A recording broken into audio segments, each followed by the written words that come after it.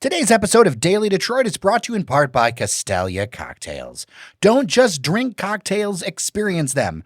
With matching scents and knowledgeable bartenders to guide you, it's a great experience. Try one of their pairings or feel free to go off the menu with an adventure for your senses. The menu both tells you how boozy a drink is, and there is a full non-alcoholic lineup, taking care to give you a top-notch sensory experience no matter how you'd like to drink. Whether it's the intimate indoor bar with less than 20 seats or on the patio outside, enjoying the best Detroit has to offer, Cadillac is a great spot for a night out, a drink after dinner, or a date. They're open to all Wednesdays through Saturdays from 5 to 11 p.m. with a possibility for unique experiences for small groups anytime with a reservation. You can learn more at CadillaCcocktails.com. That's CadillaCcocktails.com. Make sure to support the businesses that support us and stop on by.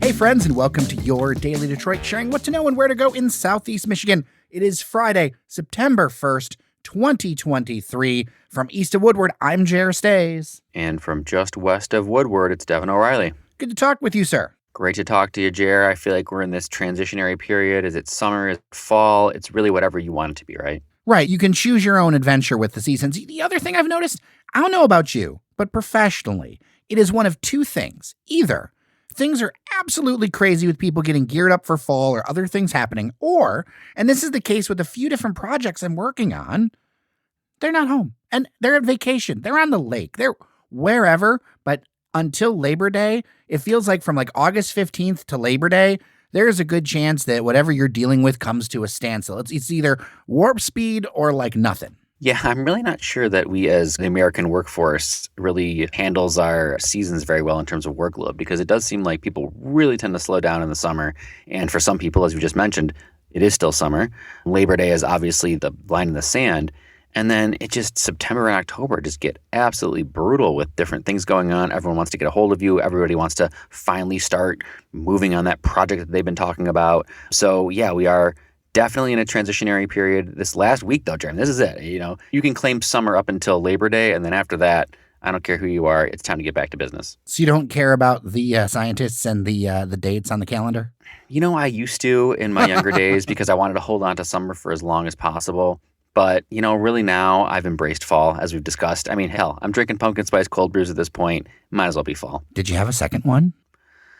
I did have a second one. Not only did I have that. Not only did I have a second one, Jared, this past week, I cracked the first of a couple pumpkin beers, some Imperial Pumpkin Ale, some Founders Headless Gourdsman, which is their like bourbon barrel-aged pumpkin stuff. So I guess you could say I'm all in. Basic O'Reilly. Okay, well, let's not propagate any names like that here. You know, here's the thing. I'm totally guilty of all that stuff. I literally woke up this morning going, yeah, pumpkin spice cold brew. Sounds like a good thing. I haven't had one. I'll have one tomorrow, but yeah, I literally woke up thinking about that. Those are the things that I think about when I wake up in the morning. Well, especially these cool mornings, but I'm telling you, I mean, I don't know if anyone's looked at the forecast, but this weekend is particularly late Saturday into Sunday is going to be hot. So we're going to have we might hit 90s for the Labor Day weekend. So summer will have its last throes here. Well, for sure. And this isn't in the rundown, but I did want to mention there are like a bunch of things happening that are perennial events in Metro Detroit this weekend. You've got Arts Beats and Eats, you've got Jazz Fest, you've got the Hamtramck Labor Day Festival, which if you didn't catch yesterday's episode, Fletcher called for you to throw water balloons at him on Monday. So that's what you can do on Monday at noon. We're really hitting that season. You know, there's a Detroit City FC game at home.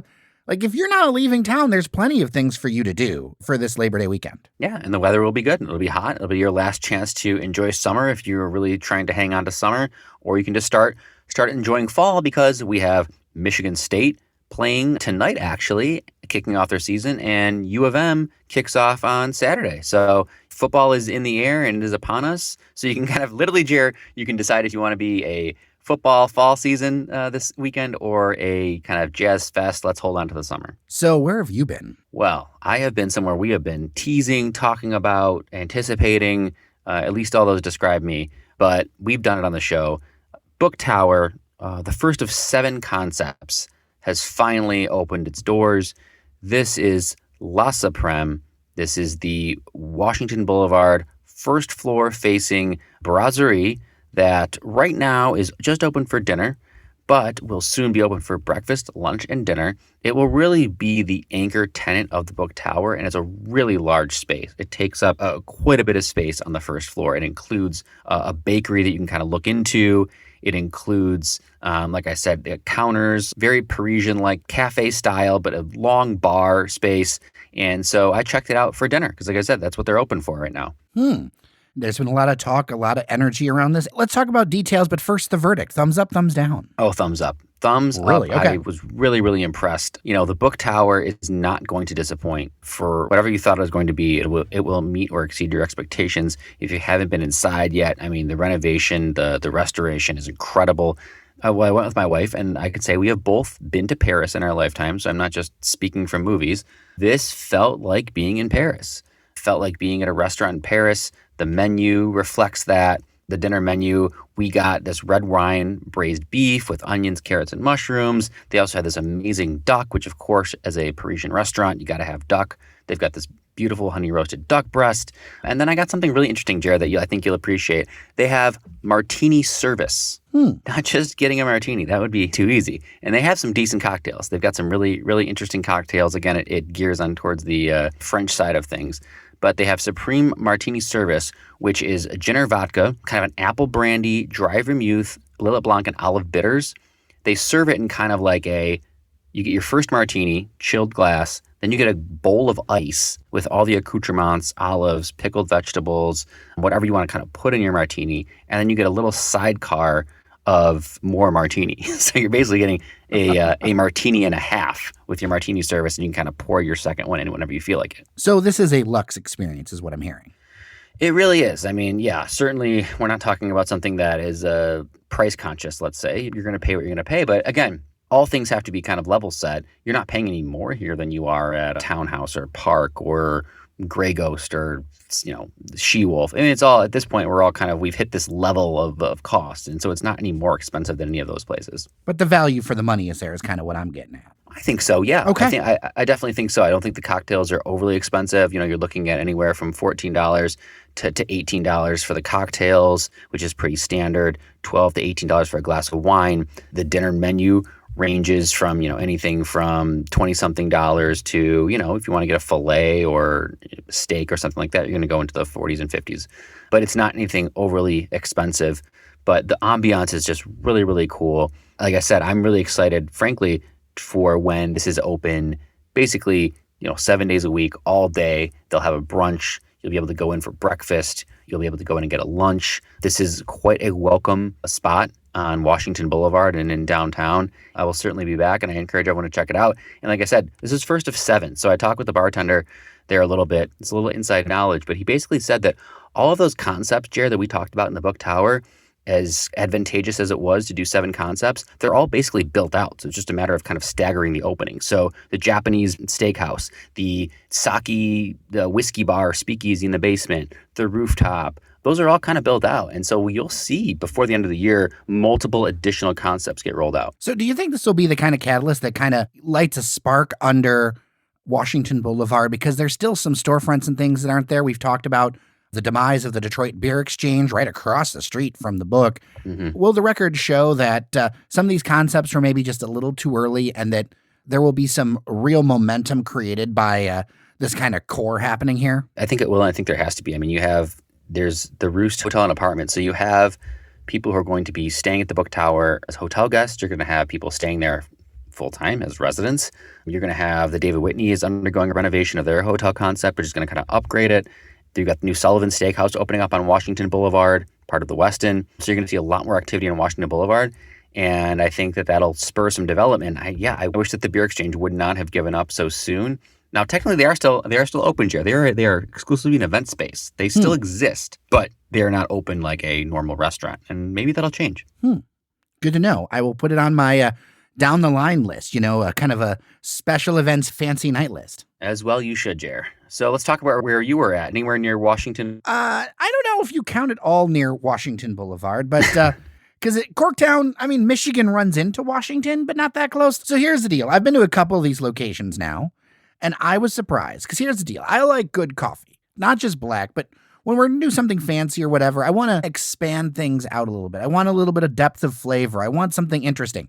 And now, something that I did not realize was the quality of coffee at Lucky Coffee, which is inside Detroit Barbers at 4 of their locations, Corktown and Grosse Pointe Park, both of which I have been to, then also in Southfield and Birmingham.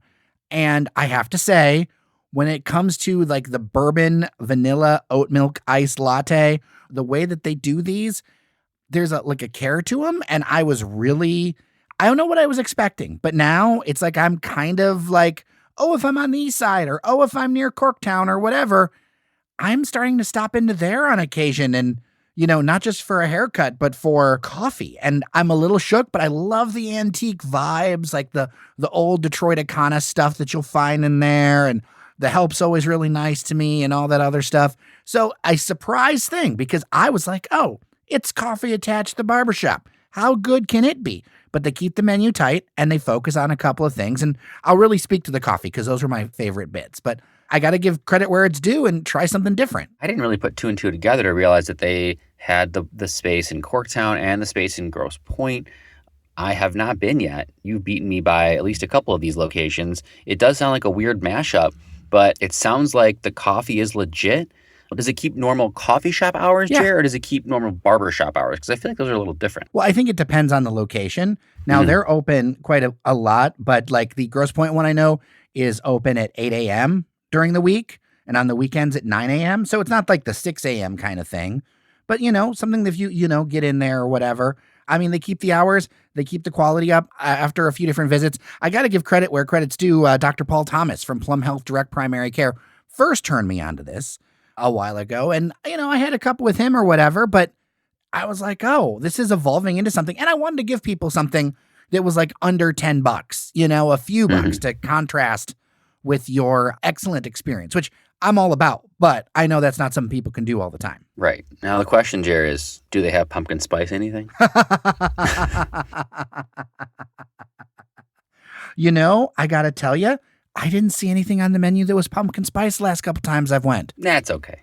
But I'm all about a good bourbon syrup. Yeah, no, that's true. That sounds really good. Let's do a quick news story. This is more of an update thing that I wanted to share with people because there was so much interest. You remember up at Mackinac when we were talking about the land value tax and had the CFO of the city of Detroit on and all that kind of stuff, the tax changes? Yeah, big talk up at Mackinac. Yep. Well, it's moving forward because Representative Stephanie Young is going to introduce this legislation next week into the State House.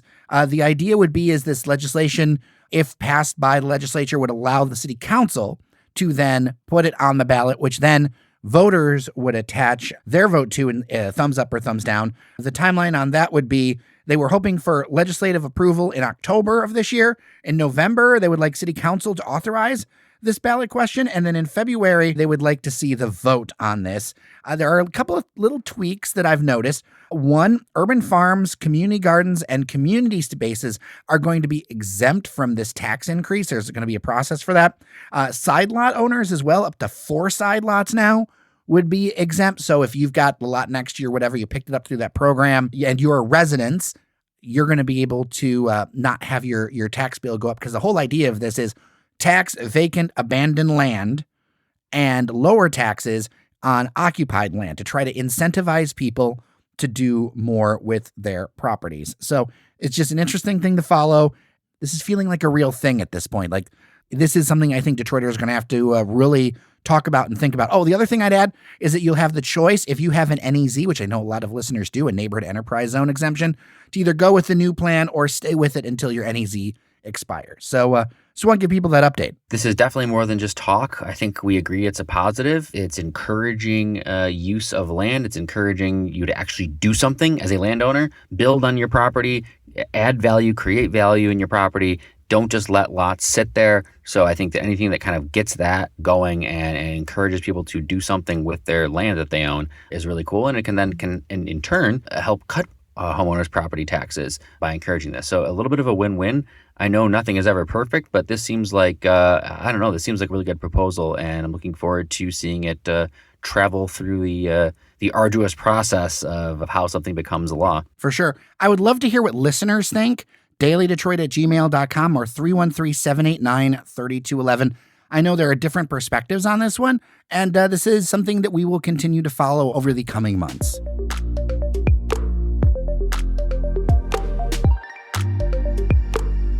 Devon, before we let people go, and thank you for hanging with us on this Friday before Labor Day weekend, I wanted to cross a bridge with people a little bit because I came to a realization that I didn't know. Because, Devon, I came from more of like a traditional-ish kind of background. Like I was a floor manager like 20 years ago at a TV station and more than that now. And like just the idea of like what journalism is, I've written for a number of publications. I know you are familiar with some of that stuff too because of coverage and things you've done over the years.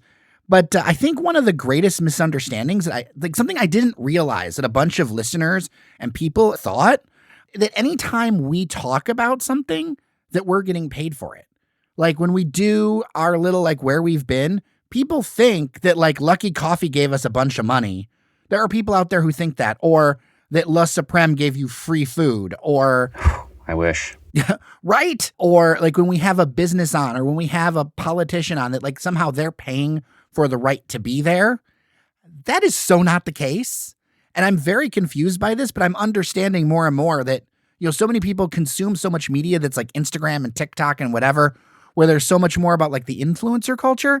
And yeah, I put that out there and I'm just kind of stunned because there are even people being like, well, you should charge everybody on there. And then I'm like, then what's the point of doing a show that you honestly care about things that you honestly want to talk about, or criticizing something or something like that? I'm a little bewildered, but I realized I need to address it because people think like, oh, some business comes on or somebody from the mayor's office comes on that we get a check. And that is not how it's supposed to work when it comes to this kind of stuff at all, Devon. Yeah, perhaps we have to peel back the curtain a little bit. But yeah, that's not how we operate. We actually generally like these places. We go out of our way to go to places, spend our money at places so we can experience them, share with the listeners where we're going, what we're doing, and give them the insights. But it doesn't happen where they're giving us money to go there. And like you said, Jer, if there is advertisers, which occasionally there are, I think you're very clear about what that is. But I mean, you hear it now with many podcasts, many mainstream stuff, the stuff that's, national podcasts, they'll do ad reads, which will happen, but certainly nothing we do in the context of our kind of content of our podcast are ad reads. They're just us really liking or not liking a place. And also, Jerry, I will say we try and go out of our way not to intentionally disparage any places, because I just don't feel like that's not our style. It's to disparage a place or give crap on a business.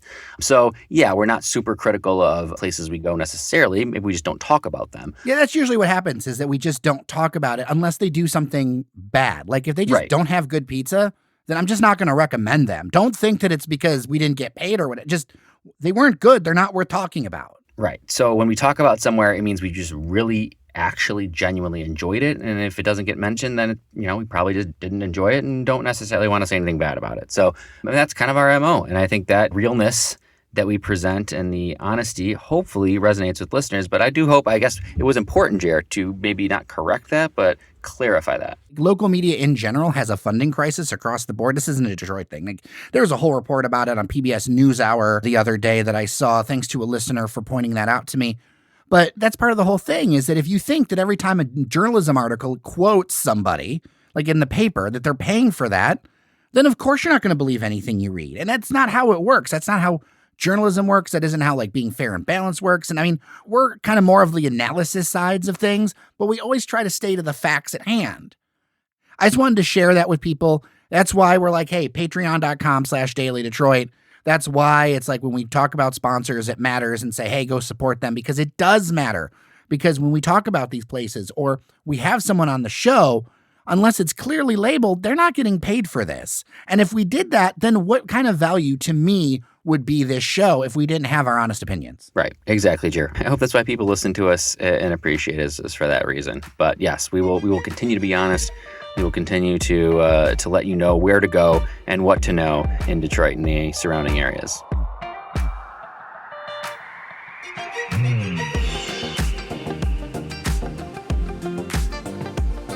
Devon O'Reilly, so good to talk to you. I hope you're going to have a wonderful Labor Day weekend. I am certainly going to try, Jer. Like I said, you know what, Jer? I don't know which path I'm going to choose. It'll probably be a little fall because I'm really excited for football to start. And it's going to be hard to not crack a pumpkin beer. but it's also going to be 90 degrees, so I'm a little conflicted myself. You know, you could have a summer cocktail instead, or just a summer drink with your I fall could. event. It's okay.